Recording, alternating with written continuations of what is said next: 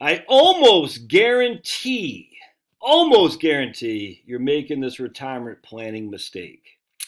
All right, so I got my Social Security statement because I like to keep hard copies. This is from 2010. And it says, April 2nd, 2010. It says, Josh, you old buddy, at your full retirement age, at 67, because I was born after the year 1959, I was born in 1970, my full retirement age will be 67. It says, if you keep working until your full retirement age, 67, and you continue to earn the same kind of income you made the previous year, in 2009, I made $85,688 taxable Social Security. If I continue to make that kind of income, my benefit at my full retirement age will be $22.36. All right, so $22.36 at 67. All right. And I'm sitting there thinking, and this is back when I was 40 years old, in 2010. I was 40 years old. I had paid into Social Security $43,644. My employer had paid $43,644 as well. So between us, we paid $43,644 times 2.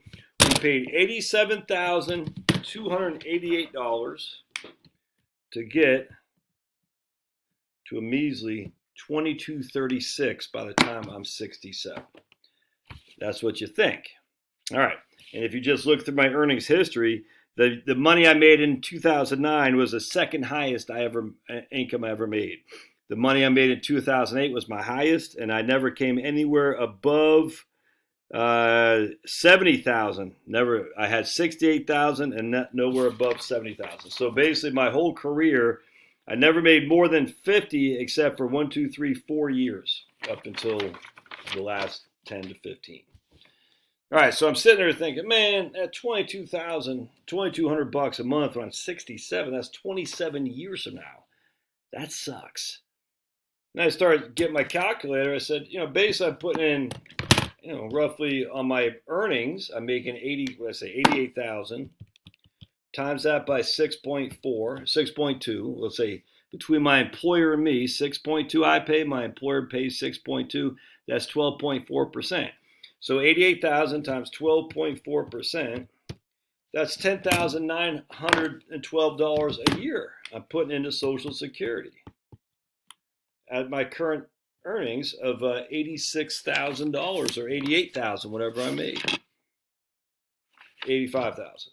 So basically, you're saying if I put in $10,912 between my employer and me, I'm only going to get $22.36 by the time I retire and take Social Security. And that's at my full retirement age, not even at 62. So then I say, well, screw that, man. What if I just got that $10,912 on my own and start putting it into an investment?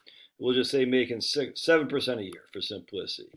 Now, remember, this is in 2010, so I'm 27 years away from retirement at 67. My future value would be $812,000. Times that by 0.05. 812,000 times 0.05. Hold on a second. 8. Let me pause real quick. That would give me a benefit of about $33,833 a month.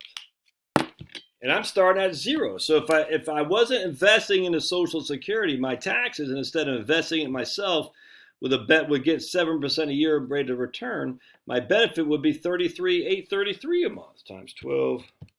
Yeah.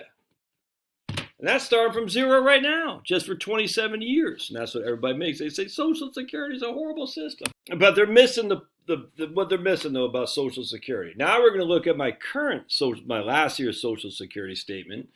I'm no longer getting a measly $22.36. Now I'm getting, again, as long as I continue to make the kind of money I make, I'll get $31.06 at 67. So my benefit has gone up by basically $900 a month. That's going to be my new benefit. How much have I put into it? My employer and myself, and now I'm self-employed, so I'm both my employer and myself.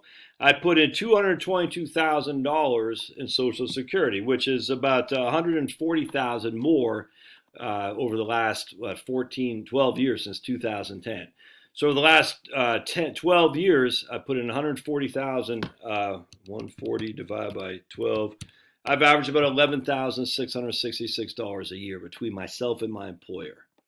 And now my benefit is 3106, as long as I continue to make the money I'm making now, which is the max, until I'm 67, which would be in 15 years. All right, so my benefit has gone up, but it gets even better than that. Oh boy, hold a second.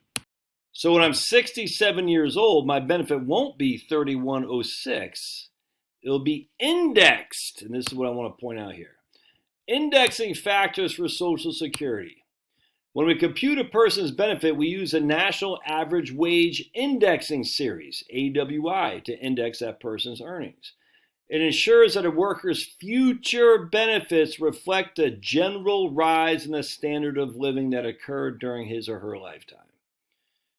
So basically what happens here is we're saying we're going to take your earliest year of eligibility when you turn 62, and that will be for me 2032, and we're going to basically times the amount of money you made in various years by your indexing factors. Now this is going to be off some regard because we're only in 2022 earliest year of eligibility, so we're a lot of presumptions in here for future indexing. We don't know what's going to be, and indexing stops when you hit 62 as well, and then it just goes to COLA. So basically, by the time you're 62, they're going to start using cost of living adjustments. And if you look, I think I got a spreadsheet up here.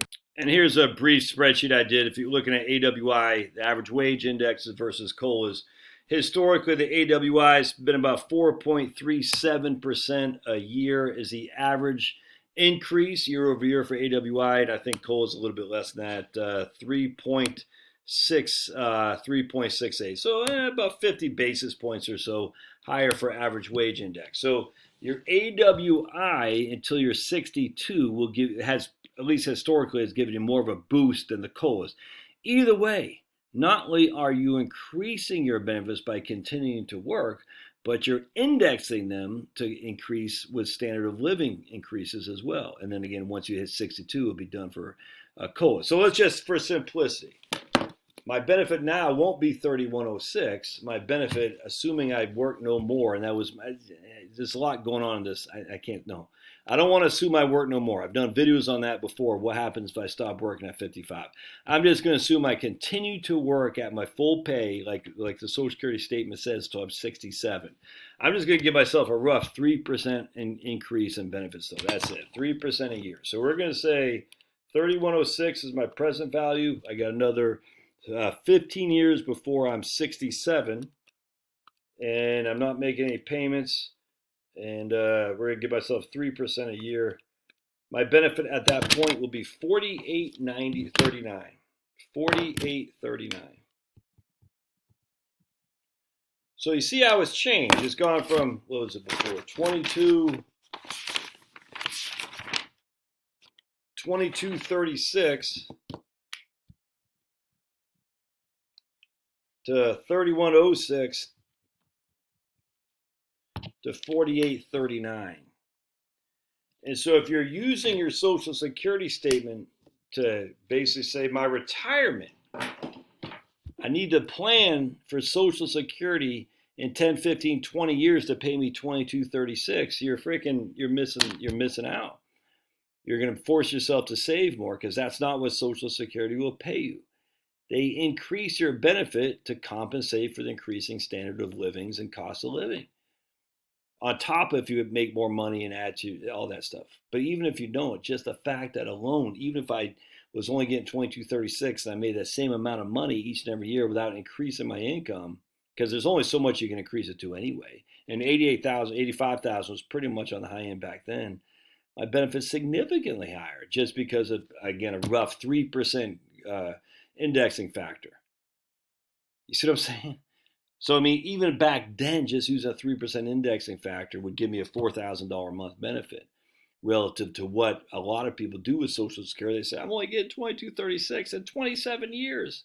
27 years from now, I'm only going to get $2,200 in Social Security. No, you're not. If you're going to do retirement planning, do it right, man. Do it right. So don't stress yourself out. All right. Love your thoughts. I'll put a link to the indexing factor so you can run your own numbers on your own. Remember, just as an FYI, on the indexing factors, got to point this out. So in 2009, I made $85,000. That'd be $170,000 in today's indexing factors. The max benefit or the max taxable wage is like 150. So you can only do it up to the max taxable wage, just as an FYI. When I first started doing this, I confused myself. I was like, well, my benefit should be $1 million a month. That, obviously, I'm being silly. But remember, the max taxable wage is the max that the indexing would give to you, if that makes sense. So just be careful that you don't overestimate your expenses, because then you'd be like, man, I'm gonna make $8,000 a month. I don't have to save anything. I would just give yourself a basic 3% cost of living. I think that's a safe bet right there. All right, we'll see you.